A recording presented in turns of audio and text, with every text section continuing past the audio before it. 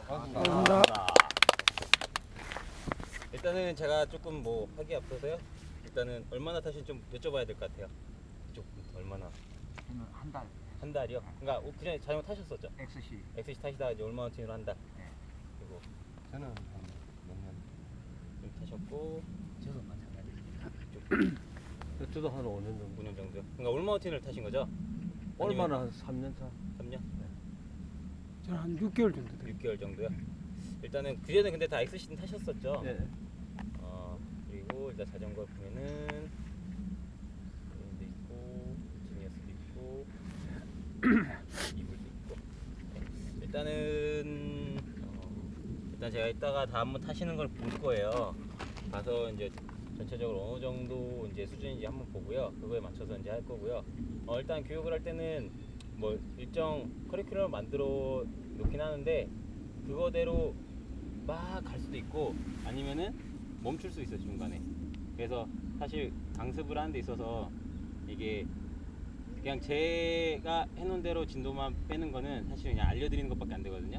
근데 그게 아니라 지금 사실상 코너 하나를 돌더라도 좀 자세를 완벽히 만들어 놓는 게 중요해요. 왜냐면은 그래서 대략적으로 이렇게 하시면 됩니다 라고 하고 자세히 알려드리고 해도 다시 돌아가시면은 다시 원래의 습관대로 나오시거든요. 그렇기 때문에 지금 이렇게 인원 적은, 저는 강습 때 인원 적은 게 좋아하는데 인원 적으면은 제가 그만큼 뭔가 집중적으로 교육할 수 있는 기회가 높아지는 거기 때문에 인원 적으면 좋고, 오늘은 대부분 여기 주차장이나 아니면 밑에 문야드 구간에서만 계속 교육을 할 거예요. 그래서 오늘은 기본적으로 코너, 가장 중요한 건 코너고요. 뭐 자전거 타고 내려올 때 있어서 뭐 일반 기본적인 주행은 사실 계속 타다 보면 되는데 코너는 쉽게 안 늘거든요. 그래서 코너 자세 잡고 도는 게 가장 연습 비중이 높을 거예요. 그리고 드랍 연습, 드랍은 지금 다 거의 안 해보셨죠? 네. 그렇다고 제가 아까 그때 통화할 때 얘기를 들어서 드랍에 추절 맞추고, 그리고 이제 자전거 타다 보면은 기본적으로 뭐 바퀴 들거나 아니면 뭐 바니오, 호핑, 그런 부수적인 거는 좀 중요하진 않거든요. 사실 그거는 계속 연습하면 느는 거니까. 그래서 그거는 끝날 쯤에 뭐 다시 조금 이렇게 설명을 드리는 식으로 진행을 하도록 하겠습니다. 그래서 일단 가장 먼저 하실 때는 이제 자전거 세팅이 좀 XC랑 많이 달라요. 그래서 앞뒤 서스펜션 길이도 길고 뭐 휠베이스나 이런 조향각이나 핸들 뭐 바 넓이나 이런 게 다 다르거든요. 근데 이게 자전거 세팅을 하실 때 중요한 게 얘를 내가 어떻게 탈 건지가 중요해요. 그래서 만약에 지금 기존에 XC를 타셨으면은 같이 타시는 분들이 XC를 타시는 분들이 많으실 거예요. 그래서 만약 그 라이딩을 같이 따라가야겠다라고 세팅을 하면은 올마운틴 자전거인데도 XC 세팅이 될 수밖에 없어요. 사실 그렇게 되면은 이제 올마운틴 성능을 제대로 발휘를 하실 수가 없는 거거든요. 그래서 올마운틴 자전거는 올마운틴답게 세팅을 하셔야 돼요. 그래서 오르막길 나오면은 적당히 타시다가 힘들면은 끌고 가실 정도로 그렇게 해야 이제, 사실 이게 내리막길의 비중이 더 많이 맞춰져 있기 때문에 내리막길을 더 재밌게 타는 게 목적이에요. 그래서 이게 도로 탈 때 아니면 오르막길 갈 때 힘들다라고 하면은 그건 자전거의 특성이기 때문에 그건 이해하시고 그냥 내리막길 좀 더 재밌게 탄다라는 생각으로. 그래서 뭐 오늘 교육도 거의 마찬가지잖아요. 거의 내리막 위주로 교육이 다 되기 때문에요. 자, 그래서 지금 이제 자전거를 타시는데 서스펜션 세팅들은 다 개인이 하신 건가요? 조금씩 그런 느낌이 거의 있습니다. 다 개인이요. 샵에서 맞춰줬는데 네. 하다가 자기가 이제 그렇죠. 맞춰서. 그래서 이제 일단 자전거의 기능을 먼저 설명을 드릴게요. 일단 풀 서스펜션 자전거는 뭐 지금 조금 타신 분들 있으니까 다시 설명을 드릴게요. 왜냐면은 계속 타시면서 이게 자전거가 정말 이게 160mm 트래블인데 세팅이 잘못되어 있으면은 100mm 풀샷보다도 못해요. 네, 그렇기 때문에 샥 세팅이 중요한 거거든요. 가장 기본적으로는 이제 자전거 세팅을 할 때는 이게 들어간 압력, 컴프레션 세팅을 하잖아요. 근데 이거를 어느 정도 세기로 강도로 설정을 할 것인가. 그래서 기본적으로는 내가 자전거를 탈 때 복장, 헬멧, 유니폼 다 갖춘 상태로 그렇게 앉았을 때 얘가 얼마만큼 들어가느냐. 그래서 보통 서스펜션에 보면은 다 고무링들이 하나씩 있거든요. 저는 하도 버텀을 찍어서 얘가 바닥에, 그래서 장비를 착용한 상태로 자전거 가볍게 올라갔을 때 얘가 주저앉는 범위를 보는 거예요. 저 같으면은 지금 30kg 정도에 맞춰져 있거든요. 근데 사실상 이제 저는 샥 기능을 쓰기 때문에 실제 라이딩에서는 한 25% 정도 사용을 해요. 그래서 이제 30% 정도로 세팅을 해 놓으시면은 되게 물러요, 샥이. 그래서 조그만 유철을 지나간다거나 했을 때도 버텀을 쉽게 찍을 수가 있어요. 왜냐, 체중이 뒤로 많이 실리게 되면. 그런데 한 25% 정도 하면은 조금 더 과격한 라이딩을 할 수가 있어요. 그래서 쉽게 를 하는 선수들 같은 경우는 한 20%에서 25% 정도 세팅을 많이 해요. 뭐 선수마다 다르긴 하겠지만 그래도 30%는 너무 모르고, 왜냐면 선수들은 큰 드랍이나 이런 게 같이 있기 때문에 노면에 따라 다르겠지만 내가 한 25%에서 20% 정도에서 많이 세팅을 하고 있어요. 그래야 좀 어느 정도 충격도 흡수해주고 큰 충격에도 버티고. 이렇게 들어간 압력이 세팅이 된 다음에 그 다음으로는 이제 리바운드, 나오는 압력.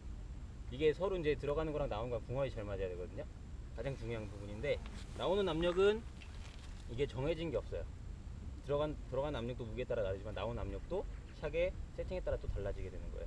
그래서 이게 나오는 압력이 내가 자전거를 타면서 이렇게 잘 가볍게 눌러줬을 때 내가 튕겨나오지 않는 느낌을 찾으시는 거거든요. 이거는 사실 서스펜션은 남이 세팅해 주는 게 정말 어려운 부분이에요. 그냥 남이 세팅해 주면은 대략적으로 매뉴얼상에 이 정도 압력, 이 정도 리바운드 정도 세팅하는 거지, 실제 주행하시면서 가장 많이 세팅을 하셔야 돼요. 그래서 자전거를 눌렀을 때 내가 튀어나오는지 안 튀어나오는지, 그러니까 내가 꾹 누르고 같이 몸이랑 올라오면 되는데 내가 몸이 올라오기 전에 자전거 먼저 치는 경우가 있어요. 그러면 리바운드가 빠른 거고, 아니면 나는 올라오고 있는데 얘는 안 올라온다. 그럼 리바운드가 엄청 느린 거예요. 그래서 리바운드가 중요한 이유는 뭐냐면은 저희가 노면 주행을 하는 데 있어서 이게 서스펜션 자꾸 계속 충격을 받으면 먹겠죠. 먹어 들어가는데 얘가 먹은 만큼 다시 내 뱉어줘야 트래블이 원 트래블을 계속 유지하고 있는 거죠. 그 큰 길이를. 근데 그게 안 되면은 얘가 계속 들어가 있는데 리바운드가 느리다. 들어가 있는데 얘가 나오기 전에 다음 충격 때문에 계속 들어가고 하면은 나중에 트래블이 쭉쭉쭉 뚫어서 이게 160mm 트래블인데도 160mm를 다 못 써요. 160mm 다 못 쓰기 때문에 그만큼 들어가는 만큼 내뱉어주는 것도 중요해요. 근데 이게 너무 빠르다. 그러면 샥이 충격을 다 먹기도 전에 얘를 내뱉으려고 하겠죠. 그러면 자전거가 계속 튀고 누면 접지도 안 되고 내 몸이 튕겨져 나가고. 그렇기 때문에 샥 세팅, 컴프레션이랑 리바운드의 그 박자를 맞추는 게 가장 중요해요. 그리고 풀 서스펜션 자전거는 앞 서스펜션까지도 앞뒤 밸런스를 맞춰주셔야 돼요. 그래서 세팅을 하실 때는 처음엔 뒤에 먼저, 뒤에 컴프레션 세팅하시고 리바운드 세팅하시고, 그 다음에 앞에도 컴프레션 세팅하시고 리바운드 세팅하시고. 이제 앞에 같은 경우는 뒤에를 먼저 세팅한 이유는, 우리가 세팅하기 쉬운 부분은 자전거에 주저앉게 되면은 자전거 앉으면 뒤에가 먼저 주저앉아요. 그 상태에서 이제 헤드 각이 변하기 때문에 앞 서스펜션에 가해진 압력이 좀 다르거든요. 미세하지만 다르긴 하기 때문에 뒤에 먼저 세팅하고 그 다음에 앞에를 세팅하는 거예요. 그 다음에 이게 이제 정말 잘 됐나, 앞뒤 밸런스가 맞나 체크를 하셔야 되잖아요. 그런 부분은 자전거 그냥 가볍게 일어나셔서 이렇게 가볍게 눌러주시면 되는 거예요. 그래서 이렇게 그냥 가볍게 눌러주면서 이게 어디가 먼저 들어가고 먼저 나오는 게 있는지, 그래서 가장 좋은 건 앞뒤가 같이 들어갔다가 같이 나오는 그런 느낌으로 세팅을 해주셔야 돼요. 그리고 이렇게 세팅을 하신 다음에는 이제 타이어 공기압력도 중요한데요. 공기압이 적으면은 접지력은 다들 좋다고 생각을 하시잖아요. 근데 공기압이 너무 적게 되면은 타이어가 이렇게 옆으로 말려요. 코너를 돌다가 타이어가 노면에 이렇게 붙어있을 때 얘가 이렇게 버텨주고 있어야 되는데 공기압 적으면 얘가 주저앉으면서 타이어가 미끌리는 거거든요. 그렇기 때문에 적정 공기압, 타시는 분 체중에 따라 조금씩 다르거든요. 그래서 일단은 기본적으로는 타이어의 스펙에 최적 공기압을 하기 때문에 지켜주셔야 되고, 제가 봤을 때 지금 평균적으로 최소한 30psi는 유지를 해주셔야 돼요. 대략적으로 좀 이게 체중을 봤을 때는 이제 거기에서 내가 주행을 하면서 체중이 뒤에 많이 실리는 분들은 뒷바퀴 펑크 많이 나실 수도 있어요. 왜냐면 계속 쾅쾅쾅 찍으면은. 그런 분들은 에어 압력을 조금 더 넣어주시고. 근데 중요한 거는 라이딩 포지션은 올마운틴이나 다운힐은 다 체중이 앞쪽으로 많이 갑니다. 그렇기 때문에 뒤에도 그렇게 하중에 많이 실리지가 않아요. 그렇게 세팅을, 타이어 공기압도 세팅을 해주시고요. 그 다음에 이제 핸들바 넓이. 핸들바 넓이는 좀 어려우시죠? 지금 세팅하신 것들. 이제 얼추 봤을 때 지금 다 넓은 핸들바 쓰시는 분들이 많은데, 저랑 같은 제품 쓰시는 분들 다 많이 커팅을 하신 것 같거든요. 지금 다 얼마로 핸들바 쓰시는지 알고 계세요? 그대로요? 저는 그냥 저거를 사고 달린 그대로 하고 720. 720 달린 거죠. 달린 그대로 720 정도. 정도. 이게 근데 제가 봤을 때 지금 26인치 타고 계시죠? 10.5. 27.5요. 27.5, 26이죠. 네. 27.5라면은 777 다 쓰셔도 괜찮아요. 왜냐면은 이게 넓어지면 넓어질수록, 그러니까 바퀴가 커지면서 노면에 오는 충격, 쉽게 말해서 얘가 비틀리는 힘이 더 커지기 때문에 핸들바가 넓으면 안정적이거든요. 근데 핸들바가 너무나 넓다 하면은 안정적이긴 한데 내가 코너를 빨리 들어갈 때 어려워져요. 그래서 이렇게 타시면서 내가 코너를 돌았다가 다시 다음 코너 돌아가는 게 좀 느려진다라고 하면 핸들바가 넓은 거예요. 과도하게. 왜냐면 핸들바가 넓어지면은 우리가 팔굽혀펴기 할 때 이렇게 가슴 옆에 사는 거랑 벌려서 하는 거랑 둘 중에 벌려서 하는 게 더 힘들죠. 네. 근데 핸들바가 넓게 되면은 내 몸으로 얘를 지탱하고 있는 힘이 더 들어가는 거예요. 그래서 한 번은 도는데 두 번째 빠르게 움직여야 될 때 자전거 못 걸어갈 수가 있어요. 그렇기 때문에 계속 자기가 둔하다, 내가 힘들다, 충격 맞았을 때 내가 버티고 있기 힘들다 라고 하시면 넓은 거예요. 그렇기 때문에 그럴 때는 조금씩, 그러니까 바로 자르지 마시고요. 레버만 안쪽으로 밀어보시는 거예요. 이렇게 끝에 남을 만큼. 그런 다음에 이렇게 또 주행을 해보시고 편한 위치를 찾으시면 되고, 지금 좁으신 분들은 그러니까 720 정도 쓰시면은 사실상 좀 좁아요. 네, 올마운틴으로 타기엔 좁아요. 그래서 대략 한 750 이상은 대부분 올마운틴 영역에서 쓰시는 게 편하거든요. 그래서 좁게 되면은 고속주행, 노면 갈 때 흔들림 컨트롤하는 거 좀 더 어렵고요. 그리고 나머지 코너에서도 큰 힘을 실어주지 못해요. 왜냐면은 이 지렛대, 핸들이 지렛대에 걸리잖아요. 가운데 중심축에서 끝에서 누르는 힘이기 때문에. 그렇기 때문에 충격에 의해서 내가 컨트롤하는 게 좀 더 어렵습니다. 그래서 그러신 분들은 아마 주행을 하시다 보면 손이 이렇게 바깥으로 나가는 경우도 있을 거예요. 핸들바 끝으로 이렇게. 그쵸. 이게 이렇게 자꾸 하다 보면 처음엔 잡는데 이게 타면서 뭔가 불편하면은 핸들바가 넓으신 분들은 내 손이 점점점 안으로 들어와요. 그건 이제 레버 세팅형도 관계가 있긴 한데, 기본적으로 이제 라이딩 초반에는 잘 잡고 타세요. 근데 후반으로 갔을 때, 내가 지쳤을 때는 자신도 모르게 내가 팔에 힘이 없으니까 넓은 사람들은 들어오고 좁은 사람들은 이 끝에 나가서 손이 이렇게 남는 그런 경우가 생겨요. 그런 분들은 이게 남거나 안으로 들어오신 분들은 핸들바 사이즈에 안 맞으시는 거예요. 그래서 이렇게 밖으로 나가시는 분들은 넓은 핸들바를 바꾸시고, 마찬가지로 세팅을 하실 때는 한 번에 잘라내면 자른 건 다시 못 붙이거든요.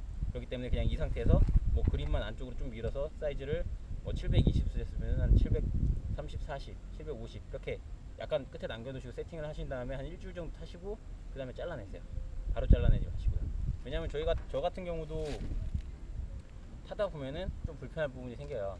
그럼 이게 들어오거나 나오거나, 이건 다 자연적인 현상이거든요. 그렇기 때문에 이 핸들바 세팅은 계속 타시면서 관심 깊게 보셔야 돼요. 그런 부분도 질 수 있는 부분이고, 레버 세팅도 중요해요. 저희가 이제 오르막길만 탄다고 하면 레버가 좀 밑으로 죽어도 상관이 없어요. 근데 저희는 내리막길을 더 많이 타고 웨이트백을 하게 돼 있죠. 근데 제가 웨이트백을 하면 몸이 뒤로 진짜로 빠지잖아요. 근데 레버가 너무 밑으로 내려가 있다, 레버가 여기 있다, 그러면 손목이 레버를 잡기 위해서 이렇게 앞으로 돌아갈 수밖에 없어요. 그러면은 웨이트백을 해도 이렇게 손목이 꺾이는 거죠. 그러니까 심한 경사도 심한 데 갔는데 내가 손이 이렇게 자연스럽게 펴지는 게 아니라 얘를 잡기 위해서 이렇게 손목을 뒤집어 까고 있는 거예요.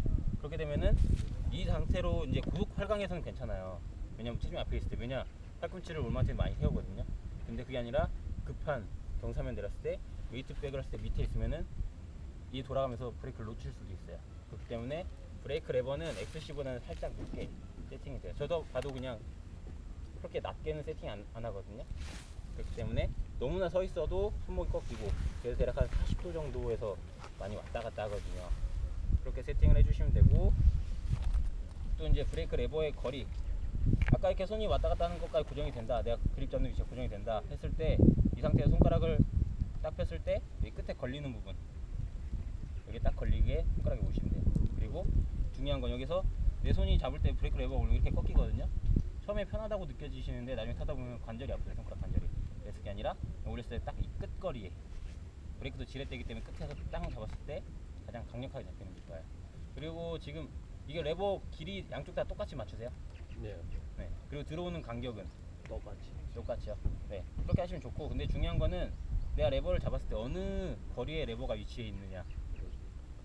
지금 다 혹시 어느 손가락 마디로 잡으세요? 그러니까 첫 번째 마디 아니면 두 번째 마디? 첫 번째 마디. 첫 번째 마디. 첫 번째 마디 안쪽이고. 가장 좋은 거는 이렇게 잡았을 때 첫 번째 마디로 이렇게 감쌀 수 있는 게 좋아요. 네. 왜냐면은 그래야 우리가 계속 타다 보면 나중에 팔 힘이 떨어지면 브레이크를 잡을 수 없어요. 그러니까 세팅을 하실 때 끝에 이렇게 손끝으로 계속 잡으시는 분들이 계시거든요. 이런 분들은 나중에 브레이크 레버를 놓치기 쉬워요. 그렇기 때문에 브레이크 레버를 이렇게 완전히 감싸줄 수 있게 세팅을 해주셔야 돼요. 그리고 레버가 들어오는 압력은 그냥 땅 잡았을 때는 거의 브레이크 그립이랑 요 레버 면이랑 수평인 정도. 근데 전 좀 더 드롭에 쓰거든요. 이게 드롭에 쓰는 이유가 뭐냐면은 나중에 다 라이딩 후반을 위해서인 거예요. 강한 제동을 위해서. 내 힘이 떨어졌을 때 내가 계속 꾹 움켜졌을 때까지 가장 강하게 잡을 때. 그러니까 중요한 점은 여기서 얘를 잡았을 때 레버하고 그립하고 닿으면 안 돼요. 레버랑 그립은 닿지 않게끔 이렇게 해서 내가 손가락으로 정말 움켜졌을 때 안 빠지게 막 손이 흔들려도 야 빠지면 안 돼요. 이렇게 움켜질 수 있게끔 세팅을 해주시는 게 가장 좋아요. 그렇게 하고 서스펜션에서 하나 빼먹었겠네요. 이제 서스펜션 세팅이 제가 아까 답이 없다고 말씀드렸잖아요. 근데 공식은 있거든요. 이게 내가 만약에 지금 이렇게 몸무게 좀 적게 나가시죠? 예. 네, 여기 많이 나가시고요. 근데 이 두 분이 다 갔을 수는 없어요. 근데 한 가지 공식은 몸무게 많이 나가시는 분들은 이 들어가는 압력이 셀 거고 적게 나가신 분들은 들어가는 압력이 약할 거예요. 그쵸? 그러면 예. 그거에 따른 리바운드는 이게 에어압이 적게 설정되면은 리바운드는 살짝 빠르게 해요. 왜냐면은 더 많이 들어가기 때문에 얘를 조금 더 빨리 내뱉어줘야 돼요. 네, 그래서 샷이 좀 남들이 타면은 낭창낭창하다는 느낌이 나는 거고 이게 본인이 타셨을 때는 적정 스피드인데, 그러니까 에어가 적으면은 리바운드 살짝 빠르게, 반대로 에어를 많이 넣으면 밀어내는 힘도 세져요. 그럼 리바운드를 살짝 죽여줘야 돼요. 그래야 얘가 내뱉는 현상이 줄어들어요. 그렇기 때문에 에어가 세면은 리바운드도 조금 세게 잠근다. 무조건 리바운딩은 무조건 최대한 풀어놓고 다 타요. 그러시면 안 돼요. 왜냐면은 내가 막 가는데 얘가 계속 뒤를 내뱉어요. 뒤를 내뱉든 앞을 내뱉든. 특히 뭐 이렇게 그냥 노면 주행할 때는 그냥 내가 몸을 컨트롤한다라고 하는데 점프나 이런 데 갔을 때 갑자기 만한테 뒤에 리바운드가 빠르다 빵 하고 뒷바퀴를 쳐내요. 그럼 자전거가 이렇게 뒤집어지죠. 그리고 이제 처음 점프하시는 분들은 다 무게가 뒤에 많이 실리기 때문에 뒤에 주저앉아다가 내뱉게 되는 거거든요. 그럼 다 뒤집어지세요. 점프, 이게 동영상 많이 보셨을 거예요. 점프했다가 이렇게 뒤집어지는 거를. 네. 네, 그게 뭐냐면은 초보분들이 가장 많이 하는 실수인데 점프대에서 웨이트백을 하기 때문에 그래요. 그러면 리어샷이 최대한 무게랑 자기 몸무게랑 압력이 다 실리기 때문에 다 응축했다가 바퀴가 뜨면서 순간에 빵 내뱉는 거죠. 그럼 그러니까 뒤에가 이렇게 날아가는 거예요. 그래서 넘어지거든요. 그렇기 때문에 리바운드를 무조건 빠르게 탄다라는 건 안 돼요. 그래서 이따 세팅을 다 한 번씩 자전거 타시면서 한 번씩 가보세요. 리바운드 이렇게 내가 눌렀을 때